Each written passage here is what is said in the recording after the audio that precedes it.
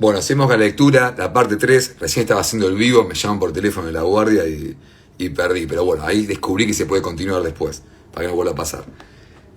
Bueno, seguimos, arrancamos de una. Dice, la superioridad moral del juez.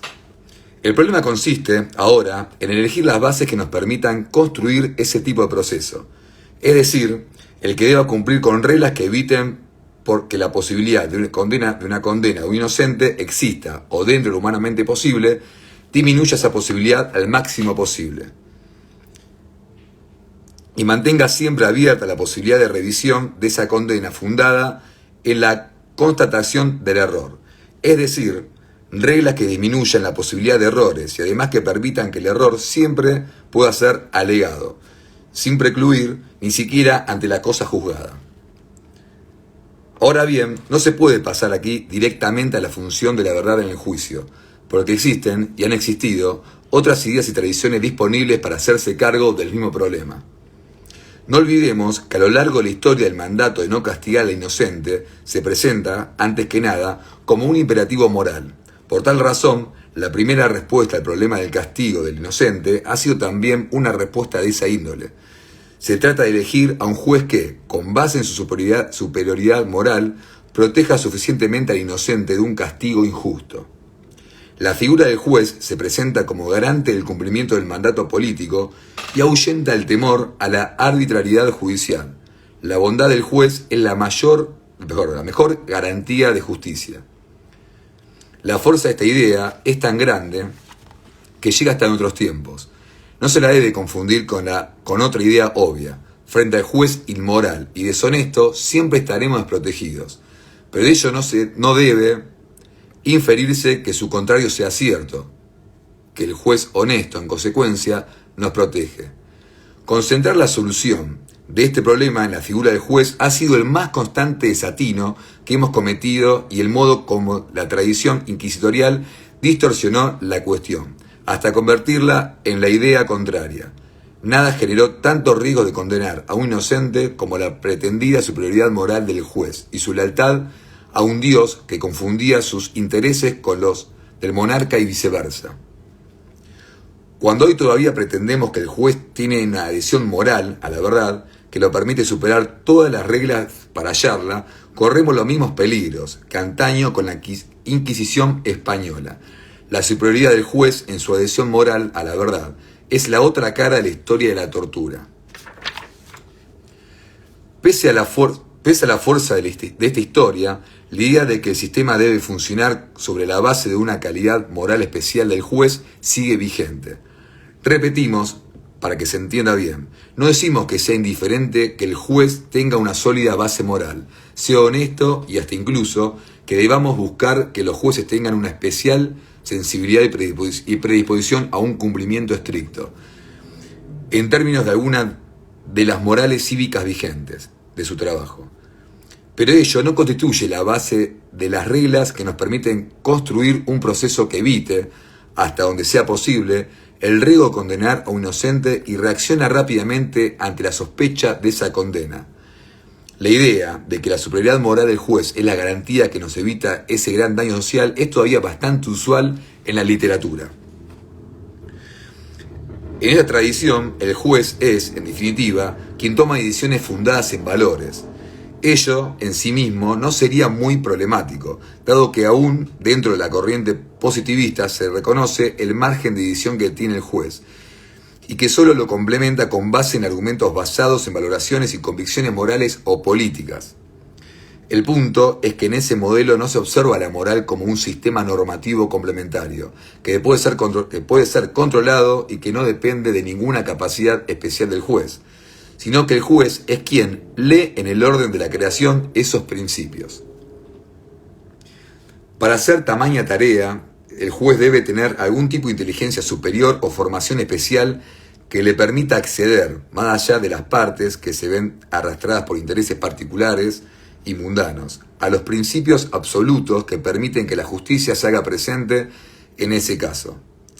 Eso lo logra con una forma especial de razonamiento prudencial, que implica que el juez puede interpretar con el uso de la recta razón. Como señala Montejano, 981, entonces el juez debe obrar en ejercicio de otra parte potencial de la prudencia, la gnome. Por ello afirma Santo Tomás que esos casos exige una virtud más alta para juzgar, a la cual llegamos gnome. Vamos a ver después, en la nota dice que es. Es un capítulo con muchas notas pero es imposible leerlas todas, son interesantes. Voy a leer, si llegamos a tiempo, la nota número 10, que es buena. O perspicacia, y que lleva consigo cierta agudeza del juicio. En esta perspectiva, la superioridad moral implica también una superioridad de la inteligencia, de la capacidad de comprender. Mazzini, 1981. Esto debe ser precisado con cuidado. La superioridad moral del juez tanto le permite reconocer lo justo del caso como acceder de un modo privilegiado a la verdad del asunto. El juez, para dar a cada una de las partes lo suyo, y el único modo de estar en condiciones es decidir con prudencia, conociendo en detalle las circunstancias del caso. Precisamente Santo Tomás de Aquino distingue entre las partes integrales de aquella virtud la circunspección, que consiste, como su etimología lo dice, circumspire, mirar en torno, tener en consideración las particulares del asunto a decidir. Tras el doble papel de esta superioridad, es decir, capacidad para discernir lo justo del caso y capacidad para determinar lo verdadero en la controversia, se esconden largas tradiciones filosóficas y religiosas que responden a épocas determinadas. No siempre la idea del juez ha presupuesto una especial capacidad de acceder a la fuente de solución de la disputa. Más bien, la idea de juez ha estado vinculado a la idea de concretar la autoridad de otro, sean las leyes de la tierra o las leyes escritas. Pero cuando la fuente de ese poder ya es divina, entonces para acceder con seguridad a esa autoridad se necesita una persona con capacidades especiales. Pero la otra idea, que para acceder a la verdad es necesario tener ciertas virtudes morales o predisposiciones especiales, no es una idea original ni del pensamiento cristiano ni de la escolástica en general, sino que hunde sus raíces en tradiciones mucho más antiguas, vinculadas al carácter salvífico de todo saber, que se encuentra en las bases del mismo desarrollo de la filosofía. Este carácter sapiencial de la indagación filosófica aúna, de un modo que todavía no se ha separado del todo la búsqueda de verdad con la búsqueda del bien e incluso la belleza. En las tradiciones orientales, esa unidad está en el centro de toda filosofía, siempre vinculada a una espiritualidad y a una práctica de salvación o de liberación. En el caso del desarrollo occidental aparece clara en Sócrates y en las relaciones anteriores de la filosofía y religión, y gran parte del esfuerzo posterior busca dotar de autonomía a la indagación de la verdad, sin lograrlo nunca cabalmente hasta el presente. Va a ser el punto este. Permiso.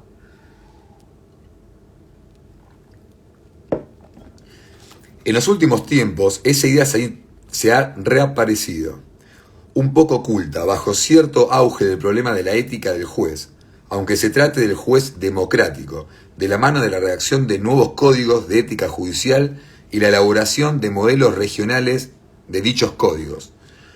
Una vez más, no se trata de sostener que los jueces, como una de las formas de ejercicio de la abogacía, y a la vez, como todo funcionario público, no deban asumir posturas de ética pública, y que no sea correcto tratar de clarificar las exigencias éticas de un abogado que ejerce funciones estatales. Lo que señalamos es que, tras esta actividad necesaria, reaparece la idea de la superioridad moral del juez.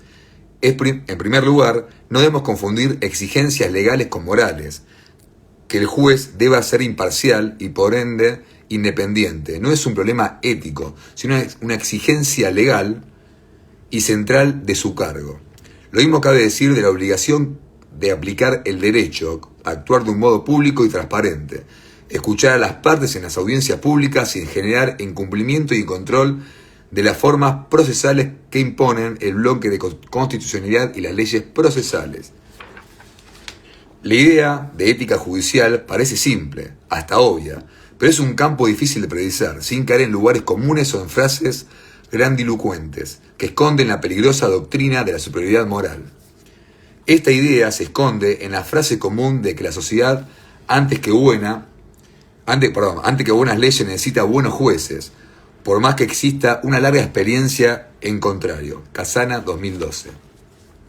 Como hemos dicho, tras las consideraciones específicas sobre el problema ético del juez, se suele filtrar la idea de las relaciones entre el sistema normativo que debe aplicar y la justicia del caso. Pero aún dejando de lado ese problema, o adaptándolo como mera hipótesis, sigue vigente la pregunta acerca de cuál sería el fundamento de que es necesaria una virtud especial para hallar esa justicia del caso particular. Ciertamente, la aplicación del derecho requiere competencias técnicas como cualquier otra actividad humana que se encuentre arreglada, pero pareciera que ello no alcanza, que existe un problema ético particular, una disposición del juez que lo orienta más allá del litigio de las partes, hacia el descubrimiento de la verdad y justicia. Hoy en día, la técnica jurídica desorbitada se ha divorciado de la ética con grave perjuicio para la justicia en la vida de la relación humana. Isabel Fernández del Valle, año 2000.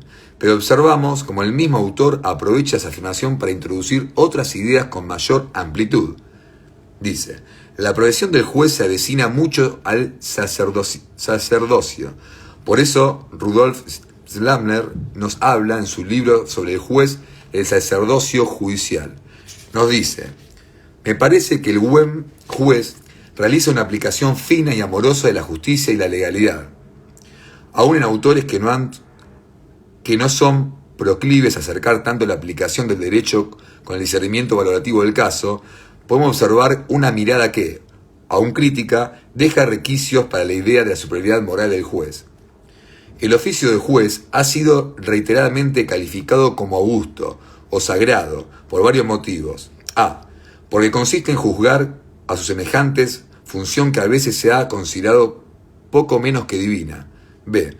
Porque su juicio tiene mucho de subjetivo y por lo tanto de impredecible como el pensar en derecho un oráculo.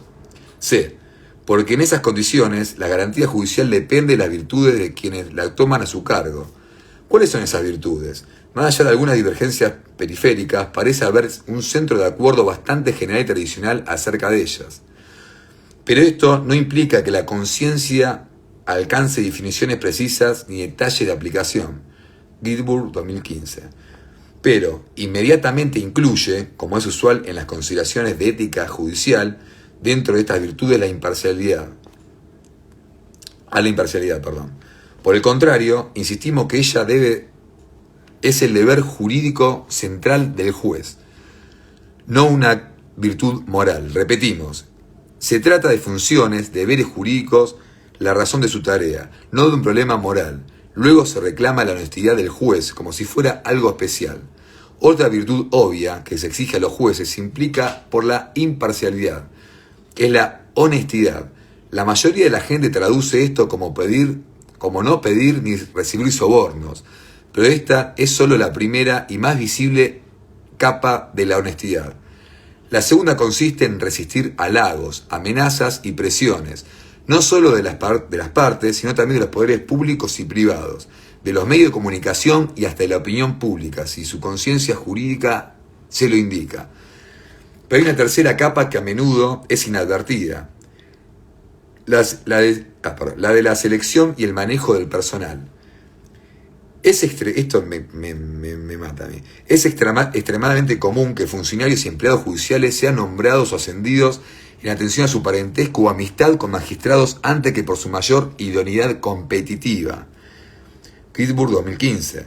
No sería justo, con el autor citado, si lo pusiera del lado de quienes sostienen que esa superioridad moral es un requisito insoslayable del buen juez, ya que él mismo denuncia que el razonamiento jurídico y su práctica se encuentran todavía en el mismo grado de evolución donde los dejó Justiniano en el siglo VI.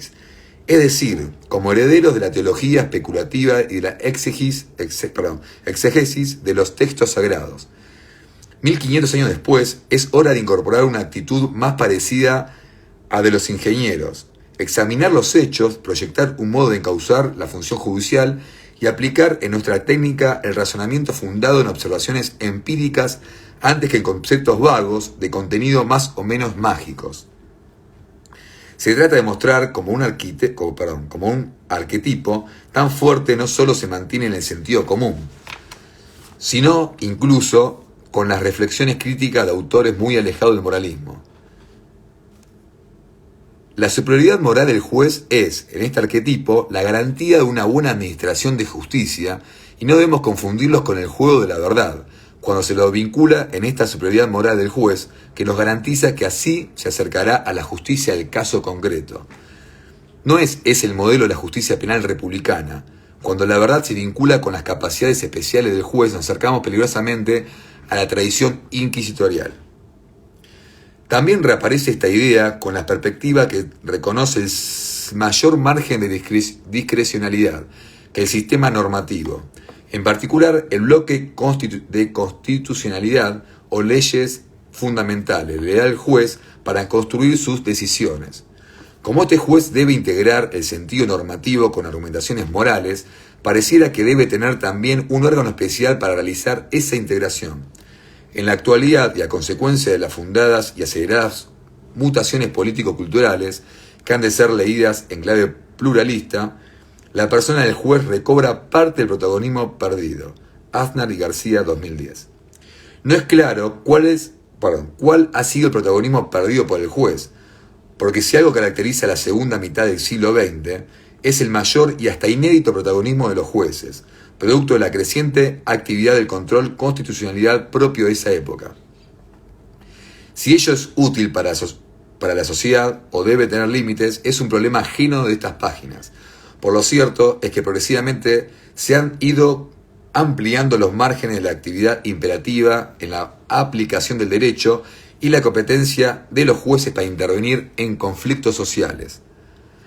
La postulación de los derechos humanos incorporada a la práctica del control constitucional ha ampliado crecientemente la discreción que se reconoce a los jueces para encauzar, modificar o incluso desestimar los contenidos fijados por la autoridad legislativa.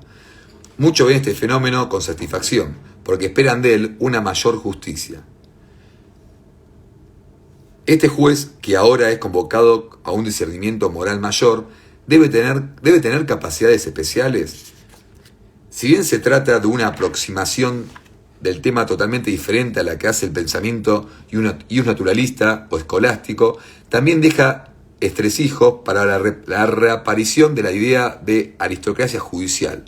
Por un lado, queda abierto el problema de la verdad de los valores morales, y por otro, porque en sentido general de la verdad del caso, queda supeditada a una imbricación de supuestos fácticos y valoraciones morales complejas, y con zonas grises que aumentan el poder del juez evitan a buscar la seguridad jurídica de sus capacidades personales, pues, como suele ser ya en algún lugar común, la justicia no es solo cuestión de códigos y procedimientos, es también, antes y sobre todo, cuestión de ectias de los jueces.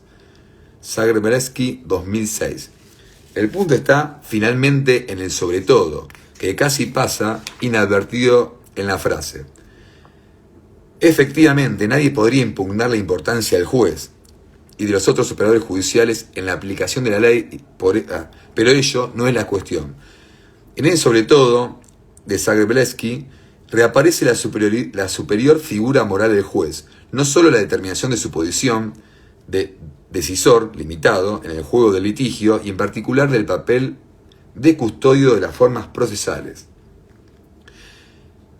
Existe algún vínculo entre este tema y la discusión alrededor del elitismo epistémico en la teoría de la democracia. Si de lo que solo se trata es de tomar decisiones correctas, es un sentido cognoscitivo y no meramente valorativo. ¿Estamos todos habilitados por igual para tomar decisiones? Por supuesto, dependiente del modelo de toma de decisión que adoptemos, o solamente algunos pueden hacerlo. Eso se vincula con el valor de la democracia, pero también, por ejemplo, con el valor de la deliberación del Tribunal de Jurados. En punto.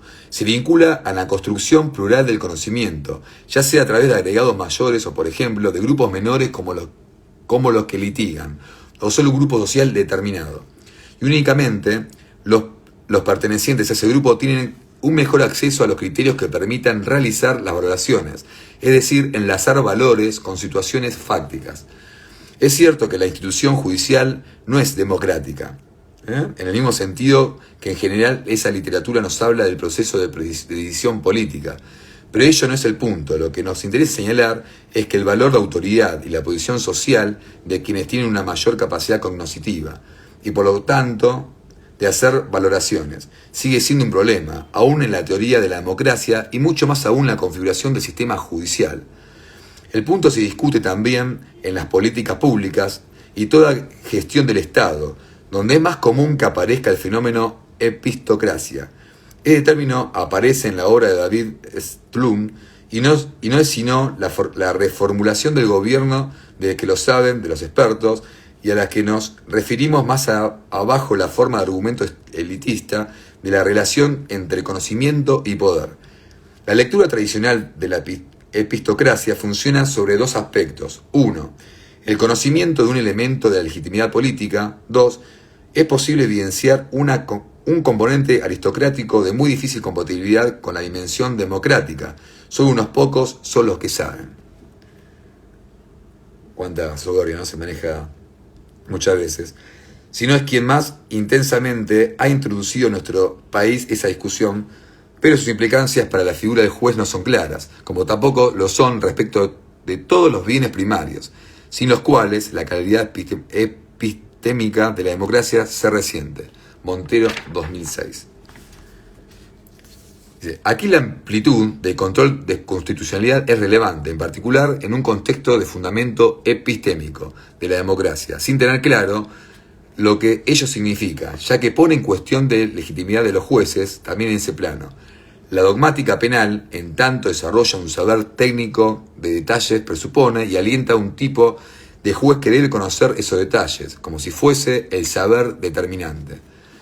Inventa una jerigonza de base técnica como un lenguaje artificial y luego es el que puede moverse fácilmente en ella. No debemos confundirnos. Uno es el problema del verdadero conocimiento experto, tal como se plantea en la gestión de lo público, y el otro es el de los falsos saberes burocráticos o de secta, que en realidad esconden intención de apoderarse y monopolizar un sector del Estado. Las relaciones entre saber experto y saber lego es un tema de la sociología contemporánea, ya sea en su papel en la sociedad del riesgo o en las críticas de las teorías de la acción racional. Las aplicaciones más directas e instructivas para nuestro tema se encuentran en Gastiel, 2014, quien traslada todos los temas de la democracia deliberativa al ámbito más pequeño, por lo más concreto de la deliberación del jurado.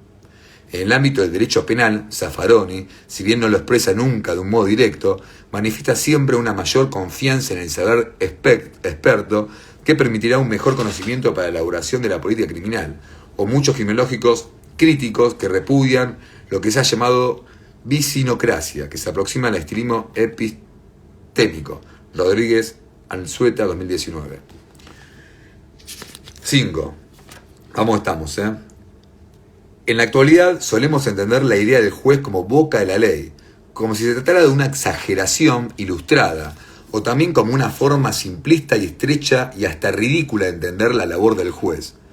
La prédica en contra de esa función mecánica no solo ha provenido de los moralistas y naturalistas, viejos y modernos, sino que, desde Kenny en adelante, a través de todas las críticas a la interpretación literal de la ley, se sostiene que limitar el juez a esa función es imposible.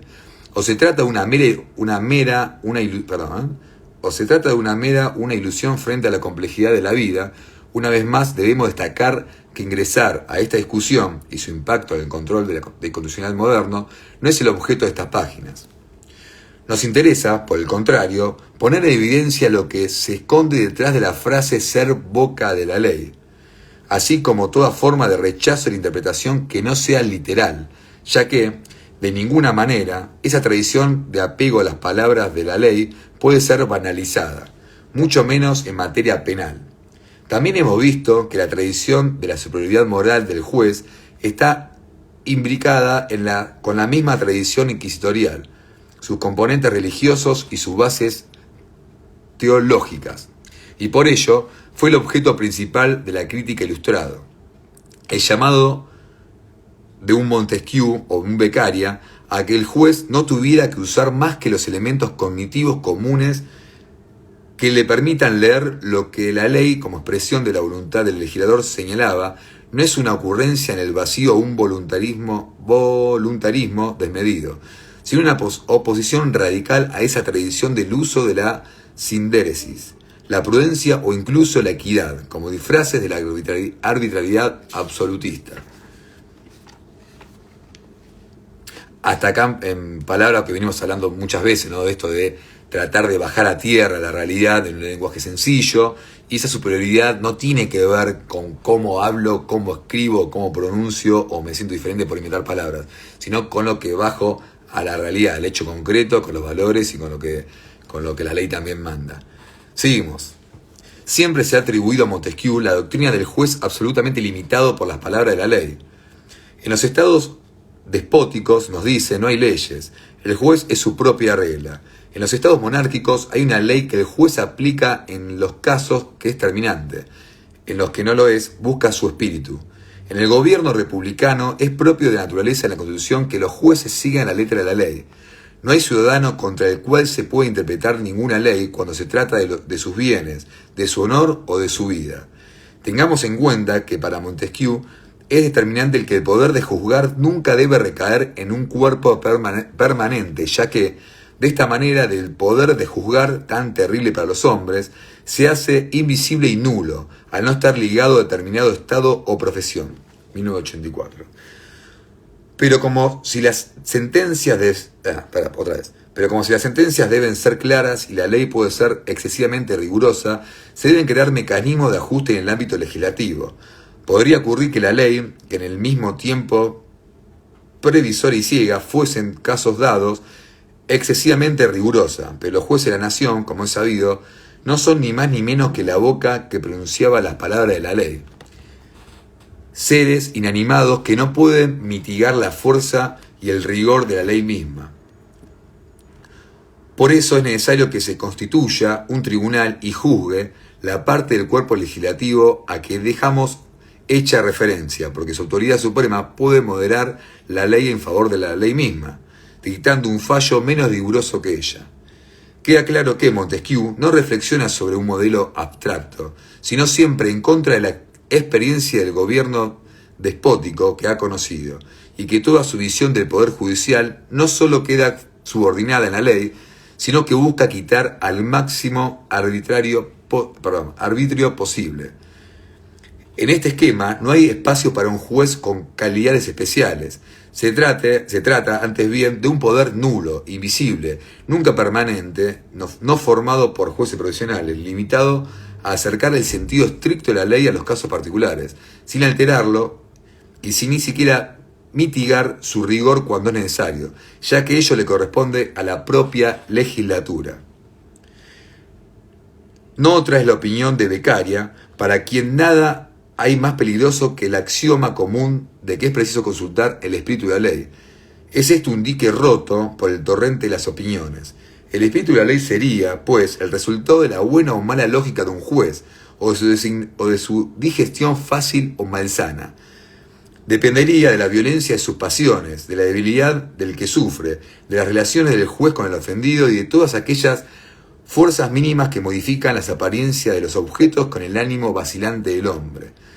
Vemos así que la suerte de un ciudadano cambia hartas veces al pasar de un tribunal a otro, y que las vidas de los miserables son víctimas de los falsos raciocinios de la fermentación activa de los humores de un juez que tiene por interpretación legislativa el vago resultado de toda confusa serie de nociones que brotan de su mente. Destacado nuestro, Beccaria, 1955. Nada más alejado de la idea de la seguridad que ofrece la supuesta superioridad moral del juez, o como acotaba Voltaire en finalizar sus comentarios sobre el libro de Beccaria. Por cualquier parte que extendamos nuestra vista, vemos la contrariedad, la dureza, la incertidumbre, la arbitrariedad. En este siglo queremos perfeccionarlo todo. Tratemos pues de perfeccionar las leyes de que dependen nuestra vida y fortunas. La reproducción de todas estas citas, harto conocidas, tiene el propósito de llamar la atención de que los autores ilustrados no hacen referencia a métodos de interpretación de la ley, sino que rechazan el modelo de juez inquisitorial, también fundada su legitimidad en su mayor capacidad moral y cognitiva que les permita suplir la ley con la apelación a entidades supraterrenales que finalmente solo escondían la venalidad, la sumisión o el interés. Ya en el siglo pasado, la cuestión queda supeditada a un problema de escuela o la crítica de un modelo de interpretación, pero no por ello pierde totalmente los fundamentos ilustrados de crítica al modelo del juez moralmente superior.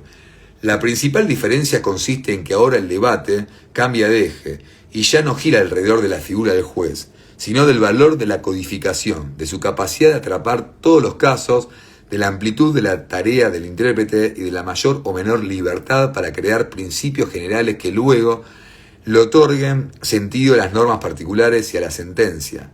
El debate puede alejarse de la figura del juez, como ocurre en Kenny, hasta que estas tendencias derivaron en formas tan amplias que le abrieron paso a la arbitrariedad judicial, mayor a la tradicional de los viejos sistemas inquisitivos. No se necesitó mucho tiempo para que la sana superación del apego formal a los textos legales se conviertan en tareas morales para el juez. No es necesario llegar a los extremos de la sumisión de los jueces al nazismo o al fascismo, o a nuestras dictaduras, ya que ello se explica por intereses personales, debilidad personal o complicidad personal, sino que desde el punto de vista de la comprensión de las nuevas escuelas de la indagación o jurisprudencia libre, se volvió a poner en el centro a un juez una capacidad especial para comprender la realidad del caso. Frente a las críticas, Rancagés Sitges recuerda que Kantorowicz decía que si no podemos fijarnos del juramento del juez que lo obliga a formar con seriedad sus convicciones, entonces claro es que no existe ninguna garantía. Extraña opinión, como si en la época de Kantorowicz ya no hubiera existido una larga historia de arbitrariedades. Este punto tengo marcado cuando leí el manual la primera vez. Vamos a ver si lo resalté, qué fue. Todo este epígrafe está dedicado a demostrar la persistencia de la tradición que nos indica que la seguridad proviene, en definitiva, de ciertas capacidades especiales del juez, ya sea porque él puede aplicar las normas morales o porque su rectitud y honestidad nos aseguran que su conocimiento solo estará guiado por el bien. Es precisamente contra esta tradición que reacciona Montesquieu o Beccaria, quienes fundan el moderno derecho penal liberal. No obstante, ante el ineludible hecho de la complejidad de la aparición de la ley o de la aparición moderna de nuevas leyes expresadas en lenguajes mucho más amplios, una vez más aparece, algo solapada, la idea de que la honestidad y capacidad cognitiva del juez nos brindarán certezas.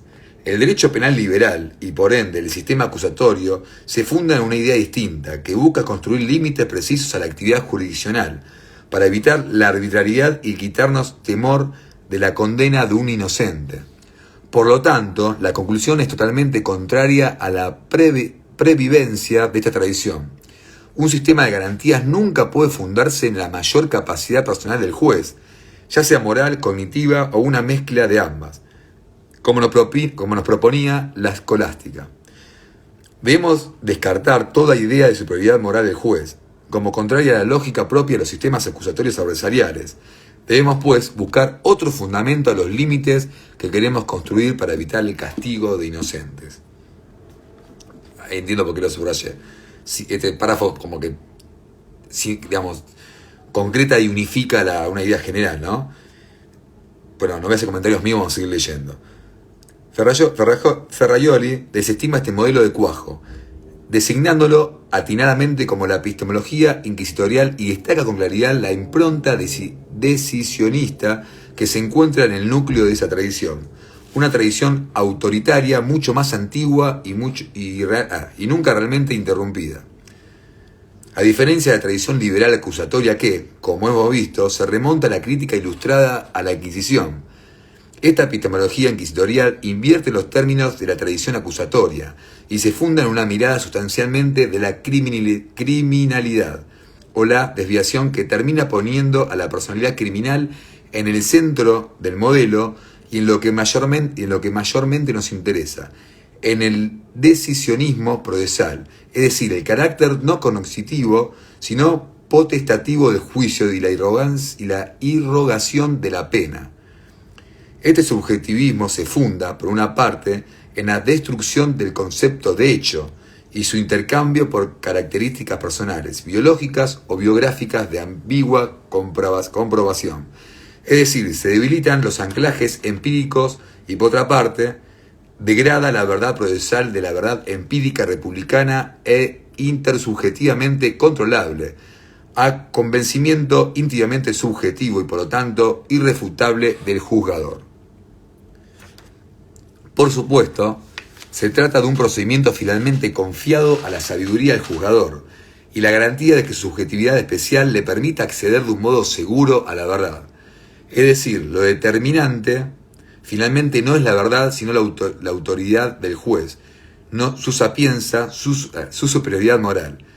Este modelo no renuncia al uso de una idea de la verdad, pero ella nada tiene que ver con el concepto de verdad y su mecanismo de construcción propio del sistema acusatorio. La alternativa epistemológica entre los dos modelos, nos dice Ferraioli, uno estrictamente ius positivista y otro tendencialmente ius naturalista, se manifiesta por lo tanto en el distinto tipo de verdad jurídica, por ellos perseguida. La verdad a la que aspira el modelo sustancialista del proceso penal es llamada verdad sustancial o material, a veces verdad real, como luego veremos, agregado nuestro. Es decir, una verdad absoluta y omnicomprensiva en orden a las personas investigadas, carente de límites y con fines legales, alcanzable con cualquier medio más allá de rígidas reglas procedimentales. Es evidente que esta pretendida verdad sustancial, al ser perseguida fuera de las reglas y controles y sobre todo de una exacta predeterminación empírica de la hipótesis de indagación, degenera un juicio de valor ampliamente arbitrario de hecho, así como el cognoscitivismo ético sobre el cual se basa el sustancialismo penal resulta inevitablemente solidario con una concepción autoritaria e irracionalista del proceso penal. Ya que el último parrafito.